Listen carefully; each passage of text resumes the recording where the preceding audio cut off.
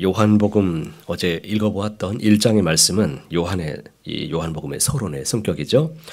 예수님이 누구인가 이거에 대한 말씀으로 시작이 되었습니다. 그분은 태초의 말씀으로 우리와 함께 계셨고 말씀이 육신이 되어서 이 땅에 오셨습니다. 그리고 그분을 영접하는 모든 자들에게는 하나님의 자녀가 되는 권세를 다 얻게 하신다라고 말씀해 주셨습니다. 이제 2장부터 본론에 들어가는데 크게 두 부분으로 요한복음을 구분해 볼 수 있습니다. 2장부터 11장까지를 표적들에 관한 책이라고 별명이 붙어 있습니다. 이 부분에서 요한복음은 예수님이 하나님의 아들 되심에 대한 이 표적으로 7가지 이적에 관한 말씀이 2장에서 11장까지 나열이 됩니다. 그리고 12장부터 20장까지는 영광의 책이라는 또 별명이 있는데 예수님이 십자가에서 이제 죽음으로 가는 이 장면을 우리에게 보여주고 있습니다. 오늘 우리가 살펴볼 내용은 7가지 표적에 관한 내용 중에서 첫 번째 표적에 관한 말씀입니다. 오늘 본문의 내용은 너무나도 아주 유명한 내용이죠. 갈릴리 가나에서 벌어진 혼인잔치에서 그만 포도주가 떨어졌는데 예수님의 어머니 마리아의 요청으로 예수님께서 물을 포도주로 변하게 해주셨던 사건이 오늘 기록되어 있습니다. 먼저 우리가 11절 말씀을 함께 읽어보도록 하겠습니다. 예수께서 이 표적을 갈릴리 가나에서 행하여 그의 영광을 나타내심에 제자들이 그를 믿으니라. 엄청난 표적이 이제 첫 번째 표적이 갈릴리 가나의 혼인잔치에서 벌어졌다라는 이 사건인데 우리가 본문을 이해하기 위해서는 요한복음에 나오는 표적의 의미를 제대로 알 수 있어야 됩니다. 표적의 이 원어의 뜻을 보면 세메이온이라는 단어의 뜻을 갖고 있는데 이것은 어떤 것, 이것을 가리키는 징표라는 의미를 갖고 있습니다. 영어로는 sign 이런 뜻인데 우리가 어떤 야구를 보게 되면 경기장에서 선수들끼리 사인을 보내는 그런 어떤 몸짓이나 말을 할 때 사인을 보낸다고 그렇게 말하지 않습니까? 뭔가를 알려주는 표시를 하는 것입니다. 표적은 본질이 아닙니다. 그것을 알려주는 표시, 신호입니다. 알려주기 위한 수단, 이 도구에 불과하다라는 뜻이죠. 그러니까 물이 변하여 포도주가 된 이 사건은 표적 자체가 중요한 것은 아닙니다.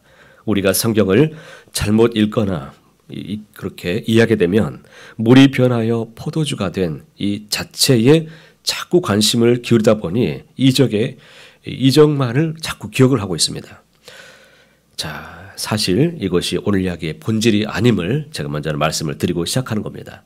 한번 잘 생각해 보면 광야에서 40일 동안 금식한 예수님에게 사탄이 와서 유혹했죠.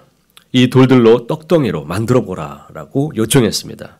그때 돌들로 떡을 만드는 것이 아니라 물로 포도주를 만든 것이나 별 차이가 없는 사건이었습니다. 이적 자체로는 동일한 것이죠. 똑같은 이적입니다. 그런데 하나는 우리 주님이 거부하셨고 하나는 행하셨다는 것입니다. 왜 그러셨을까요? 그 이적이 가리키는 것, 이적에 담긴 의미가 참으로 중요하기 때문이죠. 그 의미를 명확하게 알게 하시려고 본문 4절에서 예수는 마리아의 요청에 이렇게 대답하셨습니다. 4절 보시면 예수께서 이르시되 여자여 나와 무슨 상관이 있나이까 내 때가 아직 이르지 아니하였나이다. 사실 예수님에게 잔치에 포도주가 있든 말든 이것은 중요한 것이 아닙니다. 그런데 이렇게 말씀하고서는 그 뒤에 포도주를 만드신단 말이죠. 그래서 본문을 이해하는 아주 중요한 열쇠가 무엇인가 이것은 예수님의 말씀을 이해하는 데 있다는 겁니다. 그래서 예수님은 내 때가 아직 이르지 아니하였나이다 라고 하시면서 어머니 마리아의 요청을 거부하신 내용입니다. 다시 말하면 지금 육신의 일을 위해서 애쓸 때가 아니다라는 의미로 지금 우리가 이해할 수가 있습니다. 우리가 이 요한복음의 말씀을 보면 예수님은 내 때가 아직 이르지 않았다. 이 말씀을 자주 하고 계십니다. 그러다가 요한복음 12장에 이르러서 예수님이 드러내시며 때가 왔도다라고 또 말씀하십니다. 그러면 그 때가 언제입니까? 바로 예수님이 십자가에서 죽으심을 말씀하고 있는 것입니다. 그리고 그때를 영광을 받으실 때라고 강조하십니다. 그러므로 내 때가 되었다는 것은 이제 십자가에서 죽으심을 바라보면서 나아가실 때가 되었다는 의미를 우리에게 가르쳐줍니다. 오늘 본문에서 예수님이 아직 내 때가 이르지 않았다라고 말씀하시고 거절하신 듯 했지만 다시 물로 포도주를 만드신 이 사건은 예수님의 때가 되었다는 것이고 그것은 메시아로서 이제 십자가의 사역을 시작하셨다라는 말로 우리는 이해할 수가 있습니다. 그러니까 물이 변하여 포도주가 되므로 문제가 해결되고 잔치가 흥겨워지고 하는 것은 이것은 중요한 일이 아니다는 것입니다. 가톨릭이 주장하는 것처럼 어머니 마리아의 청이기 때문에 예수님이 거절하지 못하신 것이 아니다라는 겁니다. 가톨릭은 그래서 예수님보다 마리아에게 집중하죠. 기도하는 어처구니 없는 마리아에게 기도하는 이런 일들이 벌어지고 있는 것입니다. 예수님에게 기도하는 것보다 마리아에게 기도하는 게 더 효과적이다. 그들은 이렇게 이해하고 있습니다. 그야말로 마리아를 비선 실세로 여기는 것이죠. 이것은 잘못되어도 아주 잘못된 것이죠. 지금 예수님의 관심은 포도주가 떨어진 것, 이 문제를 해결하는 것이 아닙니다. 어머니의 청이기 때문에 아들로서 해결해 줘야 된다는 것도 이것도 아닙니다. 이 모든 것은 예수님의 관심 밖의 일이었습니다. 이 일들을 통해서 진짜로 우리 주님께서 보여주시고자 하시는 것은 이제 비로소 내 때가 되었다라는 것을 말씀하시는 것입니다. 예수님은 역설적으로 내 때가 아니다라고 말씀하시면서도 이렇게 주님의 때가 되었다는 것을 더불어서 더욱 분명하게 강조해 주시려는 것이었습니다. 그래서 11절 말씀은 이 사건을 우리가 제대로 해석할 수 있도록 도와주죠. 예수님이 자신을 나타내신 첫 번째 표적이다라고 말씀하십니다. 그래서 제자들에게 자신의 영광을 나타내셨고 비로소 제자들이 믿었다라고 말씀합니다. 그런데 많은 사람들이 다른 것으로 자꾸 표적을 삼으려고 한단 말입니다. 내 기도가 응답을 받아야 되고 또 사업이 잘 되고 세상에서 성공한 것을 자꾸 표적이다라고 생각합니다. 그래서 그래야 하나님을 내가 잘 믿을 수 있겠다. 그러나 소원이 성취되고 만사가 형통이 되고 무병장수가 이것이 결코 표적이 아니다라는 것입니다.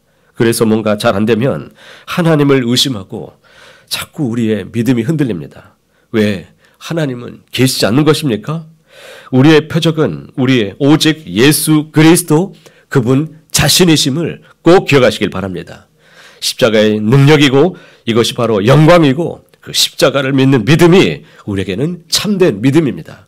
주님이 우리에게 무엇을 해 주셔야만이 그분이 전능하신 주님이 아니라 그분이 나로 인해서 말씀이 육신이 되어 나를 위해서 오셨다는 이 자체가 표적이요. 나를 사랑하시는 놀라운 사건입니다.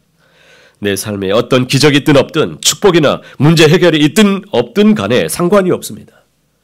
우리는 하박국 선지자의 고백처럼 무화과 나무에 열매가 없고 우리의 양떼가 없어도 외양간에 소가 없을지라도 돈이 없고 명예도 없고 건강까지 잃어버린다고 할지라도 그분 오직 예수 그리스도 십자가로 즐거워하시고 기뻐하는 참된 기적의 삶을 살게 되시기를 주님의 이름으로 축복합니다. 이것이야말로 주님이 우리에게 보여주신 가장 귀한 첫 번째 교훈이었습니다. 그러므로 우리가 구하고 바랄 참된 표적은 다른 것이 아닌 주님의 십자가입니다. 우리가 새해 말씀 이제 요한복음으로 시작하는데 굳건히 붙잡아야 될 것은 오직 예수 그리스도 그분의 이름을 자주 부르십시오. 그분의 이름에 능력이 있습니다. 예수 그리스도의 이름을 부르짖고 그 이름을 통해서 주 앞에 나갈 때마다 하나님께서 우리에게 참된 기쁨과 만족을 우리 주님께서 예비해 주시고 앞서서 이루어 주시고 행해 주실 것을 믿습니다. 오늘 한 날도 주님 온전히 의지하시고 바라보십시오. 그분의 십자가 날 위해서 지신 그 십자가 은혜의 능력으로 말미암아 오늘도 흔들림 없이 믿음으로만 반응하는 저와 여러분 되시길 바랍니다. 당당하게 하나님의 자녀로 오늘도 살아내시는 저와 여러분 모두가 다 되시기를 간절히 소원합니다.